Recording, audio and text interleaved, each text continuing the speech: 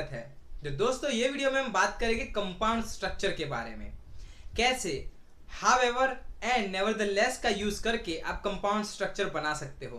दोस्तों ये वीडियो में हम सभी बातें करेंगे, तो चलिए शुरू करते हैं। दोस्तों ये वीडियो उन लोगों के लिए है जो आईएलटीएस की प्रिपरेशन कर रहे हैं, क्योंकि कंपाउंड स्ट्रक्चर उन्हें स्पीकिंग एंड राइटिंग एग्जाम में बहुत ही हेल्पफुल होगा। दूसरा उन लोगों के लिए है जो कॉम्पिटिटिव एग्जाम की प्रिपरेशन कर रहे हैं, क्योंकि काफी बार उनको ग्रामर में ये सब क्वेश्चन आते रहते हैं। और तीसरा जो इंग्लिश सीखना चाहते हैं। तो दोस्तों चलिए शुरू करते हैं हाउएवर एंड नेवरदलेस का यूज कैसे करना है उससे। तो दोस्तों ये जो दो वर्ड है वो बहुत ही रेयर है और काफी कम बार लोग उसका यूज करते हैं, क्योंकि उन्हें पता नहीं होता है कि उसका प्रॉपर मीनिंग क्या है। तो दोस्तों ये वीडियो में मैं आपको बताऊंगा हाउएवर का मीनिंग क्या है, नेवरदलेस का मीनिंग क्या है, कब कैसे कहां उसको यूज कर सकते हैं। तो चलिए दोस्तों हाउएवर से शुरू करते हैं। तो दोस्तों हाउएवर जो है उसको आप तीन जगह पे यूज कर सकते हो सेंटेंस में। अगर आपके पास कोई एक सेंटेंस है तो उसको रिफॉर्म करने के लिए, उसको फिर से बनाने के लिए अगर आपको बनाना है तो हाउएवर का यूज तीन जगह पे कर सकते हो। तो मैंने एक लिस्ट बनाया है, आप उसे देखिए, फिर मैं उस पर आगे आपको इंफॉर्मेशन दूंगा।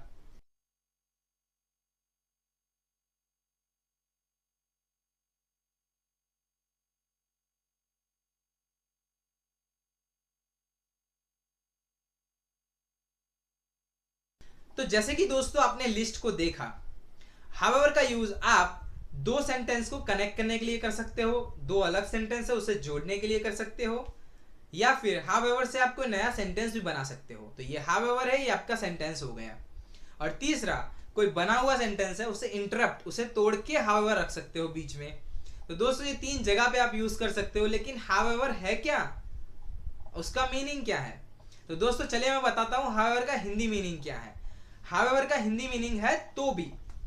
मुझे तो पता था, तो भी इस तरह से अगर आपके पास कोई सेंटेंस है तो उस टाइम पे आप कोई दूसरा कनेक्टिव वर्ड यूज ना करके हाउएवर को कर सकते हो। तो चलिए दोस्तों उसके जो तीन तरीके हैं उसमें से पहले तरीके पर नजर डालते हैं।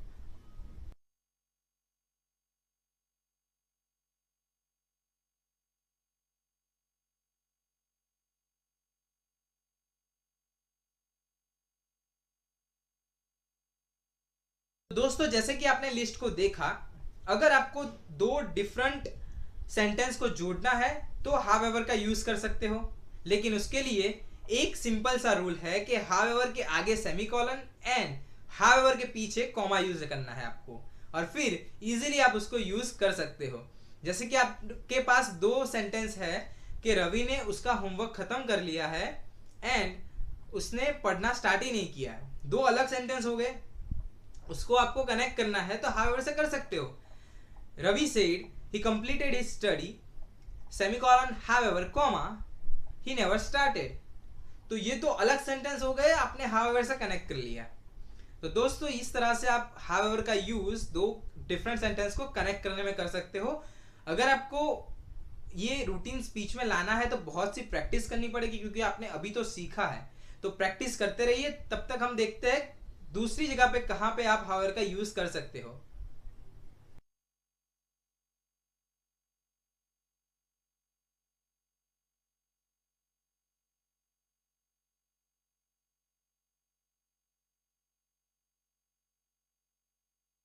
तो दोस्तों जैसे कि आपने लिस्ट में देखा, दूसरा तरीका है हाउएवर को पहले लगाओ।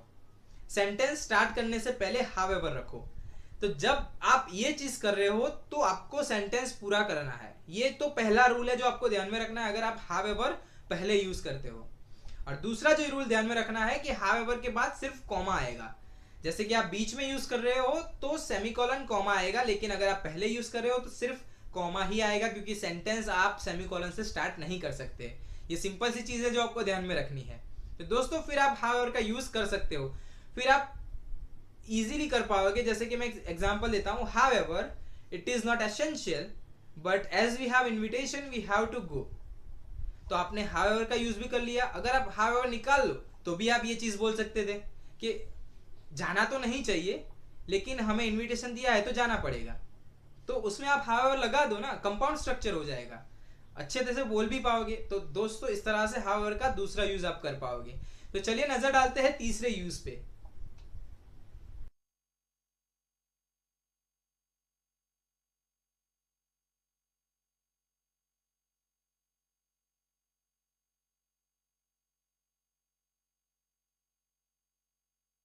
तो दोस्तों जैसे कि आपने लिस्ट में देखा, हावेवर का यूज आप इंटरप्शन के लिए भी कर सकते हो। आप कोई सेंटेंस को तोड़ने के लिए भी हावेवर का यूज कर सकते हो, जो ऑलरेडी बना हुआ है, वो स्ट्रक्चरली कंप्लीट है, लेकिन आपको हावेवर डालना है तो आप डाल सकते हो।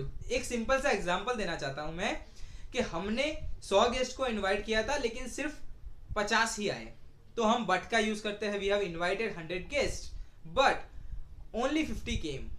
तो बट तो प्रॉपरली बैठा हुआ है, लेकिन सोचो आप उस टाइम पे हावेवर का यूज भी कर सकते हो। We have invited 100 guest, however only 50 came. तो दोस्तों ये तरह से आप हावेवर का यूज कर सकते हो और बहुत ही काम आएगा, क्योंकि क्या रहता है, हम मोस्टली फैमिलियर रहते हैं and, but, because and so से।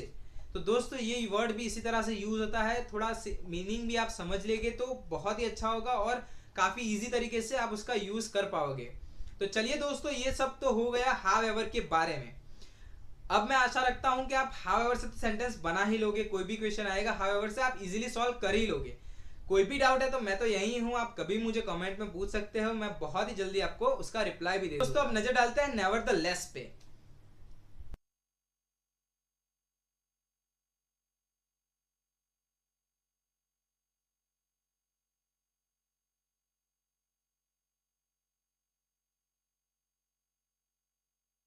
जैसे कि दोस्तों मैंने हावेवर का मीनिंग बताया तो भी, तो नेवरदलेस का मीनिंग है फिर भी। तो देखिए ये दो जो वर्ड है बहुत ही सिमिलर टाइप का मीनिंग है, लेकिन एक जगह पे दो वर्ड आप यूज नहीं कर सकते हो। नेवरदलेस मतलब उसका पूरा मीनिंग ही अलग हो जाता है, तो उसको भी आपको समझना बहुत इंपॉर्टेंट है। लेकिन एक बात तो कॉमन ही है कि नेवरदलेस का भी यूज कर रहे हो तो पहले सेमीकोलन लगाना है, बाद में कॉमा लगाना है, फिर ही नेवरदलेस का यूज करना है। तो चलिए बात करते हैं कि नेवरदलेस का मीनिंग क्या होता है।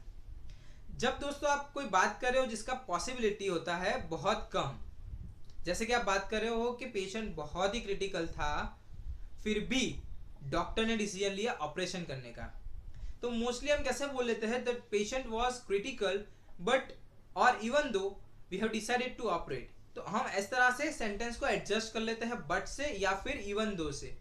इवन दो तो काफी अच्छा वर्ड है, आप यूज करना चाहिए, लेकिन उस टाइम पे फिर भी आया तो उस टाइम पे आप नेवरदलेस का भी यूज कर सकते हो, क्योंकि नेवरदलेस जो है वो कम पॉसिबिलिटी वाले इवेंट को डिस्क्राइब करने के लिए यूज होता है।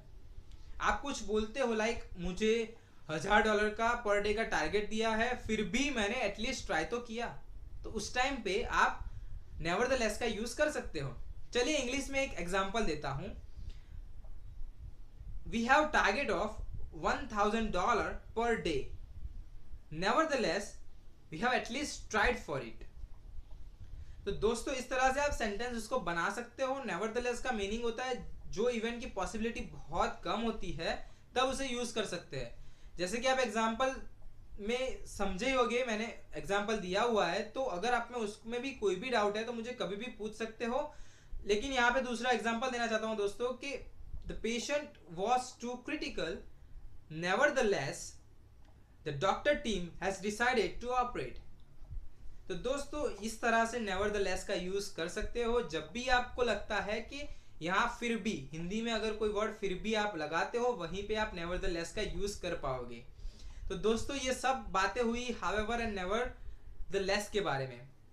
ऐसे बहुत सारे वर्ड हैं जिनको मैं आपको समझाता रहूंगा। अगले वीडियो में मैं और 2 वर्ड्स के बारे में बात करूंगा। तो दोस्तों तब तक के लिए इसे प्रैक्टिस करते रहिए। अगर आपको कोई भी डाउट है तो मुझे पूछिए, मैं जरूर से आपको कमेंट में रिप्लाई करूंगा। तो प्रैक्टिस करते रहिए, जरूर से आप ये 2 जो वर्ड है उसका यूज कर सकते हो। और जो दोस्त कॉम्पिटिटिव एग्जाम की प्रिपरेशन कर रहे हैं उसका हिंदी मीनिंग समझ लीजिए। जब भी आपके सामने कोई सेंटेंस आता है, फिल इन द ब्लैंक आती है, अपने आप को ये क्वेश्चन पूछिए कि क्या यहाँ पे तो आएगा या फिर भी आएगा। आपको जो जवाब मिलेगा फिर आपके लिए इजी होगा, हावेवर है या नेवरदलेस है। तो दोस्तों ये हो गया ये वीडियो के बारे में। अगर आपको मेरा वीडियो अच्छा लगा है तो लाइक जरूर से कर दीजिएगा। जब आप मेरे वीडियो को लाइक करते हो मुझे मोटिवेशन मिलता है, तो मैं आपके लिए नए नए वीडियो बनाते रहता हूँ। दोस्तों अगर आपने मेरा यूट्यूब चैनल सब्सक्राइब नहीं किया है तो सब्सक्राइब भी कर दीजिए, अगर पॉसिबल है तो अपने दोस्तों के साथ शेयर भी कर दीजिए। तो दोस्तों मैं ऐसे वीडियो लाता रहूंगा, तब तक के लिए बाय बाय और पढ़ाई करते रहिए।